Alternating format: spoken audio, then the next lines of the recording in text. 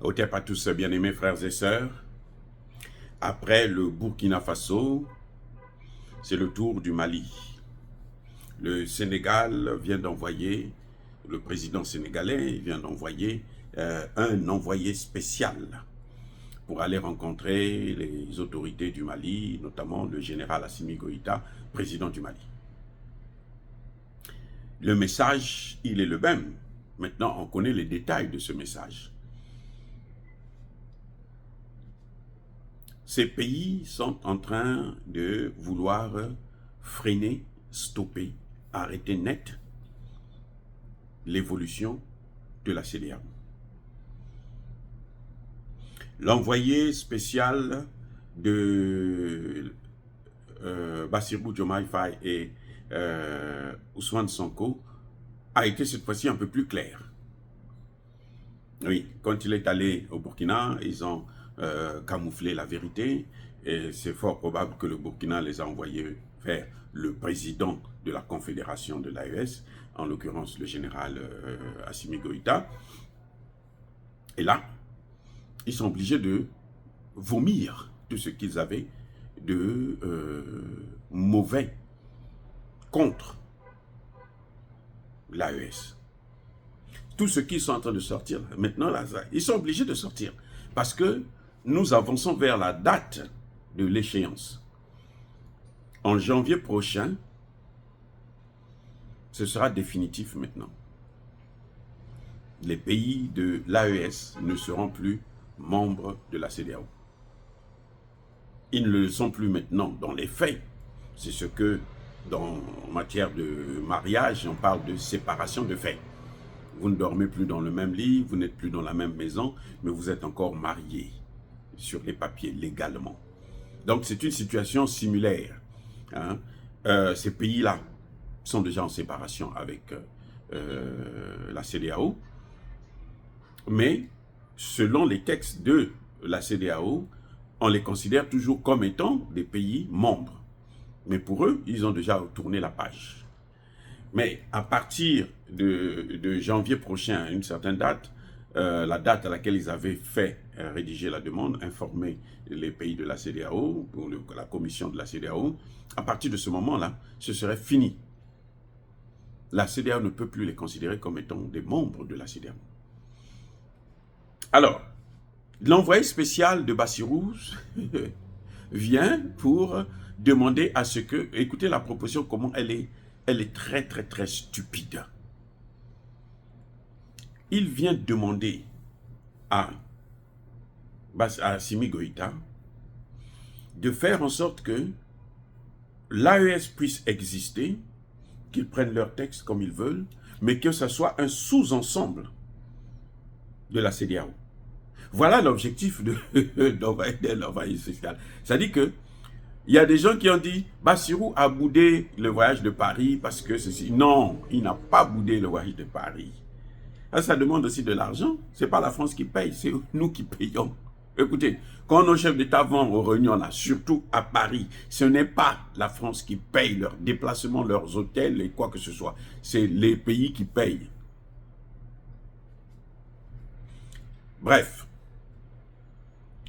monsieur vient pour proposer. Vous voyez la proposition, comment elle est tellement stupide. L'AES peut exister, mais l'AES doit être un sous-ensemble de la CEDEAO. Donc la CEDEAO doit toujours contrôler l'AES. La CEDEAO doit toujours considérer que l'AES c'est un pays au sein de la CEDEAO. La Confédération est un pays au sein de la CEDEAO. Donc, ça veut dire que ils ont envoyé un professeur, hein, un professeur. C'est un professeur, je ne sais pas de droit ou d'économie, je ne connais pas, je n'ai pas vérifié sa bibliographie. C'est un professeur, d'un docteur, que Bassirou a envoyé pour venir convaincre. Parce qu'il se dit que non, oh, mais les militaires là, ils n'ont rien dans leur tête, donc on peut les embrouiller facilement.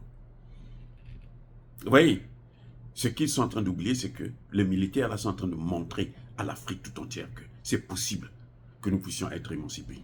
C'est possible. C'est pas question de, c'est pas un jeu, c'est une réalité. Bref, ce professeur vient pour dire que vous ne devrez pas exister indépendamment de nous.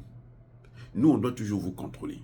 Et nous, comme nous sommes contrôlés par la France, les États-Unis et l'OTAN, donc vous devrez toujours être les esclaves de l'OTAN. Voilà l'objectif. Comment un président, qui viendrait-il lui? Sur la base de la rupture, c'est-à-dire l'indépendance des pays, la souveraineté des pays, peut-il continuer à être si bouché, hein? C'est-à-dire que c'est comme s'il n'entendait pas, il était sourd. Il est bouché par rapport aux cris même de son propre peuple, parce que même les Sénégalais, la jeunesse sénégalaise soutient l'AES. Les gars, si on fait aujourd'hui un sondage, hein, on demande aux jeunes Sénégalais, qu'est-ce que vous préférez? La direction que vous donne l'AES ou la direction que vous donne la CEDEAO? Vous allez voir que les jeunes vont voter. Mais non, ça dit qu'au moins 80-90% l'AES.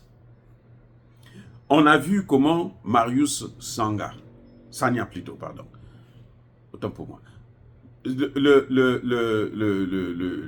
député Sagna, quand il a soutenu l'AES, quand il a expliqué, il a compris les enjeux, comment il a été soutenu. Il a été soutenu, c'est pas parce que il est sénégalais, hein, non.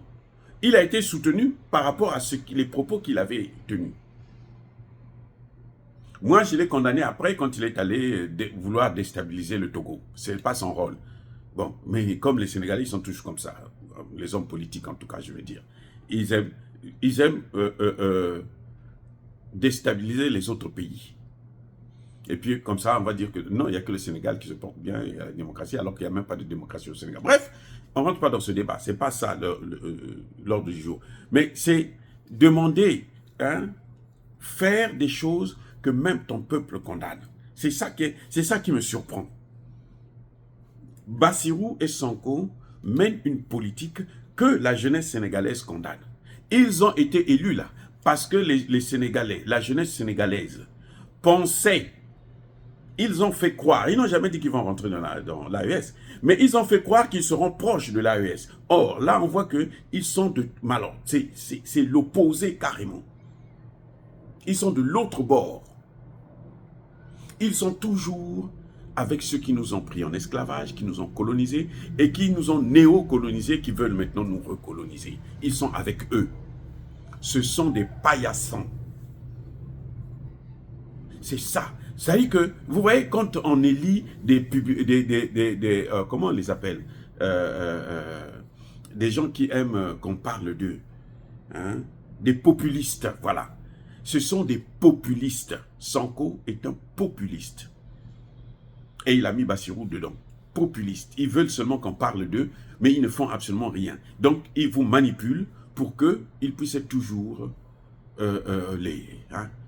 comme s'ils étaient les meilleurs, alors qu'ils font pire. Ils font pire que Senghor. Je dis, hein, Bassirou fait pire que Léopold Sédar Senghor. Pire que Abdoulaye Wade. Pire que Abdou Diouf. Pire que Macky Sall. Pourquoi je dis ça? Parce que eux, ils arrivent avec le soutien d'une population qui a donné sa direction. Les Sénégalais, nous le savons, nous le voyons. Nous avons vu comment les Sénégalais ont dit voilà la direction que nous voulons. Et les Sénégalais se sont exprimés. Non seulement dans les urnes, mais d'abord sur les réseaux sociaux. Les Sénégalais étaient clairs que voilà la direction que nous voulons.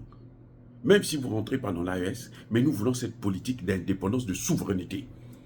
Et ils viennent avec la même politique. Quand l'envoyé spécial demande à la CEDEAO, à l'AES, d'être un sous-ensemble de la CEDEAO, mais qu'est-ce qui est en train de se passer? Ils sont en train de boycotter la souveraineté, même du Sénégal.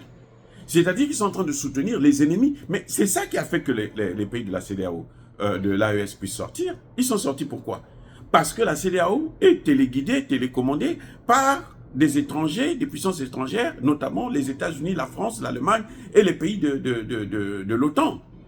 C'est ça qui a fait qu'ils puissent partir. Et toi, tu viens, tu dis non, vous devrez continuer à régler cela malgré la situation. Et vous ne corrigez pas la situation. Les Sénégalais veulent que le CFA puisse disparaître. Ils ont touché au CFA? Non.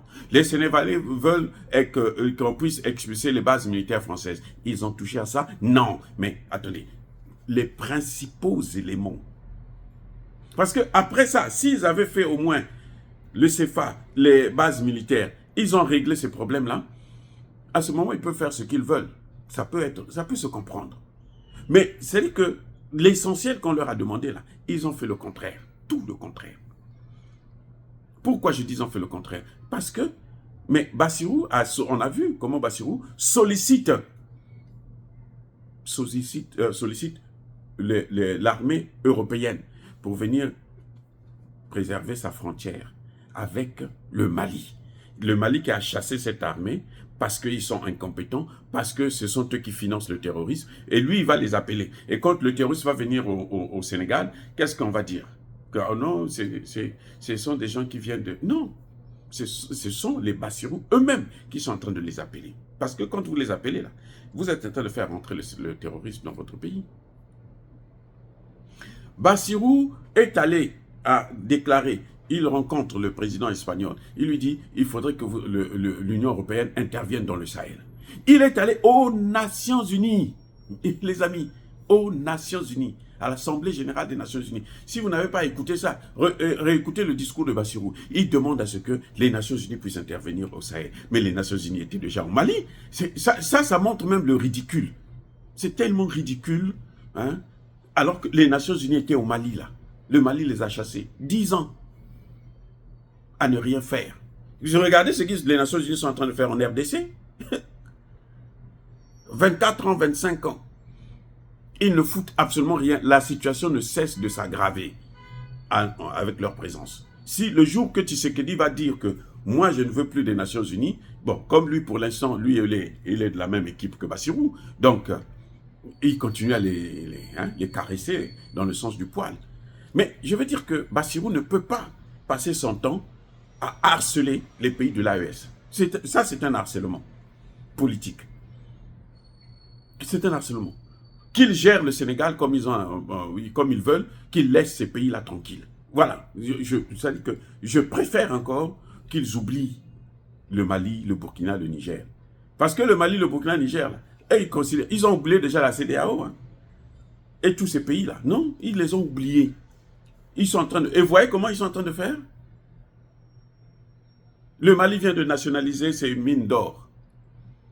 Mais c'est ce qu'on demande à Bassirou, de nationaliser les puits de pétrole et de gaz. Mais attendez, c'est incroyable. Ils font que faire le contraire et ils veulent que tout le monde puisse tomber dans leur piège, dans leur bêtise. Non.